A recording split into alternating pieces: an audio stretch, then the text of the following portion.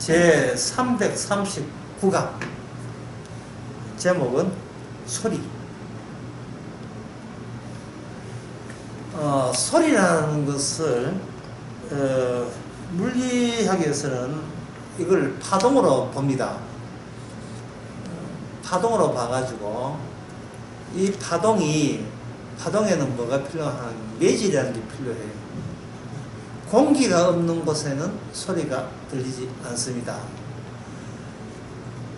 여기 저쪽에서 어떤 에너지가 발생되고 에너지는 공중에 퍼지는데 공기가 있어주면 저쪽 공기가 그 옆에 있는 공기, 인접한 공기를 밀고 그 공기가 또 밀고 하게 되면 공기의 주름살이 밀려서 내 귀 속에 있는 그 음파를 탐지하는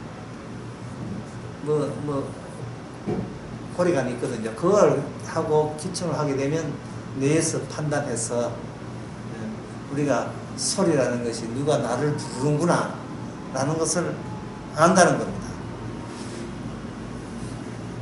그렇다면 그 말이 맞는 이야기라면 그 다음 질문이 나와야 돼요. 이 세상의 소리는 그럼 누가 만드는 거예요?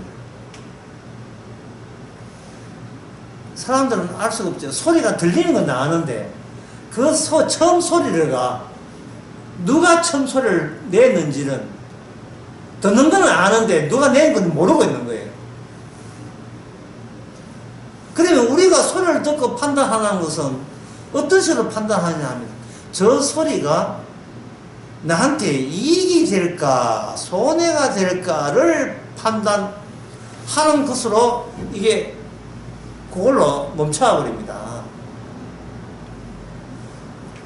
나에게 도움이 되는 친구가 내 이름을 부를 때는 판단해요. 저 목소리, 저 음파의 목소리, 내가 좋아하고 내가 반기는 친구 목소리구나. 자꾸 대화해가지고 문을 열어주는데 바깥에 소리 들어보니까 두근다시 꼴보기 싫은 친구가 와서 나한테 그래 할 때는 마치 없는 것처럼 근데 친구 없네, 집에 가야 되겠네 하고 가기를 기다리겠죠. 그래, 그 모든 소리가 있다라고 중요한 것이 아니고 그 소리는 내한테 이익이 되는 소리일까 손실이 되는 소리일까를 판단하면서 자연의 소리를 그런 식으로 인간들이 이용하는 겁니다. 그렇게 되면 제가 아까 말씀드린 것처럼 그 내한테 이익이 되는 손해가 되는 그거 말고 그 소리 손해가 되는 이익이 되는 어쨌든 간에 그 소리는 누가 만드느냐에 대해서는 우리는 맹탕해요. 아무것도 아는 게 없어요. 그러면 우리가 평소에 이 소리에 대해서 편리한 대로 이익으로 쓰고 이 소리가 어디서 온 것도 모르고 했다가 나중에 소리 주인한테 걸려서 심판받을 때는 어쩌라고. 아니, 남의 거 썼잖아. 남의 거. 내 거 아니잖아요. 소리가 내가 만들었습니까? 들려오잖아요.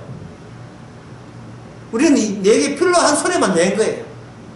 만약에 환풍기가 있는데 환풍기 소리가 지금처럼 조용한 게 아니고 대포 소리가 크다면 저 환풍기 팔아 넘길 거예요. 안 쓸 겁니다. 왜? 내한테 손해가 되기 때문에.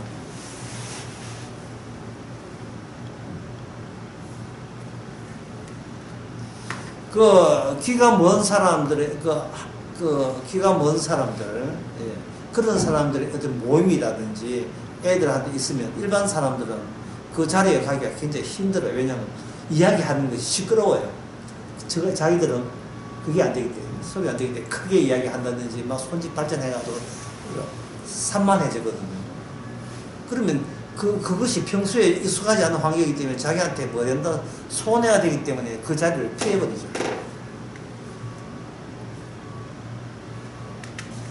시편, 그렇다면 시편 19편을 한번 읽어보겠습니다. 1절에 하늘이 하나님의 영광을 선포하고 궁창이 그 손으로 하신 일을 나타내는도다. 날은 날에게 말하고 밤은 밤에게 지식을 전하니 언어가 없고 들리는 소리도 없으나 그 소리가 온 땅에 통하고 그 말씀이 세계 끝까지 이르도다. 이래 있습니다. 하나님이 해를 위하여 하늘에 장막을 베푸셨다. 분명히 이 자연 세계는 우리가 이용하기 이전부터 소리가 있었다고 이야기하고 있습니다. 이 성경에 보면. 근데 그 소리가 방향 어떤 뭐 의미가 있고 목적이 있어요. 그 목적이 뭐냐? 하늘이 하나님의 영광을 선포하고, 이 하늘이 우리 보기는 지금 하늘 소리 들립니까? 안 들리죠? 안 들리는데 안에 내용이 있다는 거예요. 그 내용이 하나님의 영광을 선포하고 있다는 겁니다. 그리고 땅도 마찬가지고. 이 성경 그 창세기 4장을 보면서 움찔하고 우리가 잠시 주춤하면서 놀라운 대목이 나옵니다. 아벨이 가인이 아벨을 죽이죠. 죽이고 난 뒤에 창세기 4장 9절에 보면, 10절에 보면, 가라사대 너가 무엇을 하였느냐? 내 아우의 핏소리가 땅에서부터 내게 호소한다. 이 대목 보고 움찔하지 않습니까? 내가 땅에 아무 소리를 안 했는데 그냥 동생을 죽였을 뿐이에요. 근데 목격자가 있다는 거예요. 어디 CCTV를 깔아놔서 땅 자체가 목격자라는 겁니다. 목격자를 했는데 이 목격자가 고자질을 잘해요. 하나님한테 땅이 내가 억울한 피를 받았습니다 하고 고자질을, 하늘에 계신 하나님한테 고자질을 하고 있는 겁니다. 아이고, 우리가 무슨 어디에 살겠습니까? 뭐 조용해야 하는, 뭐 어떤 짓도 이 땅이 다 알고 있어요. 그리고 여기 참 그 시편 19편 2절에 보면, 날은 날에게 말하고 밤은 밤에게 지식을 전하니, 우리가 언어라 하는 것은 지식을 전하는 매개예요. 용도예요. 지식을 전하고 말을 하고. 예, 날은 날에게 뭘 한다 해야 됐어요. 말하죠. 말. 예? 소리 아닙니까? 말. 소리는 없다고 했으나 그 소리가 4절에 보면 분명히 들리는 소리는 언어가 없고 들리는 소리가 없으나 4절에 보면 그 소리가 온 땅에 퍼졌다는 거예요. 그러면 인간만 왕따 당한 거예요. 결국 인간만 하나님 앞에 범죄해가지고 왕따 당한 겁니다. 창세기 3장에서 아담 보고 하와 보고 선악과 따먹으라고 누가 이야기합니까? 뱀이 이야기하죠. 그런데 지금은 뱀 하는 이야기가 우리가 못 알아들어요. 알아듣지를 못합니다. 분명히 여자는 뱀한테 소리를 들었다고요. 그래서 하나님께서 자기 영광을 드러내기 위해서 특별한 사람에게 인간이 쓰는 언어처럼 들리게 하시는 겁니다. 창세기 3장에서 아담아 네가 어디 있느냐, 인간이 쓰는 언어로 사용했다는 것은 얼마나 하나님이 낮아졌다는 것을 의미해요. 사무엘상에서 어린 사무엘에게 하나님께서 누구 목소리로 사무엘을 부르는 줄 알아요? 엘리 제사장 목소리로 사무엘을 불러요. 그 목소리가. 그래서 사무엘이 지금 엘리 제사장하고 다 동거하잖아요. 한 집에 살지요. 잠자고 있다가 사무엘아 할 때 그거 누구 음성으로 분명하게 들렸습니까? 엘리 제사장 음성으로 분명히 들은 거예요. 하나님의 음성이 낮아져서 인간의 언어로 이야기했습니다. 그렇다면 예수님 당시에는 예수님이 그 당시 쓰는 아람 말로 해서 제자들과 그 당시 사람들에게 하나님의 말씀을 인간의 언어로 이야기해 줬어요. 물론 못 알아들어요. 물론 못 알아듣습니다.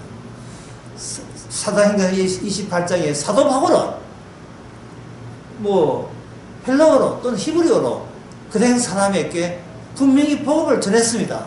근데 28장 끝에 보면 너희는 듣기로 들어도 깨닫지 못한다.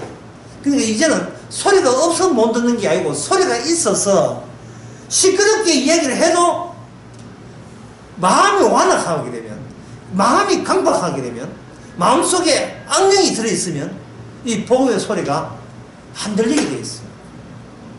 그래서 성령께서는 우리의 마음문을 열어주는 게 제일 성령께서 하신 일이었습니다. 마음문을 열어주는 거.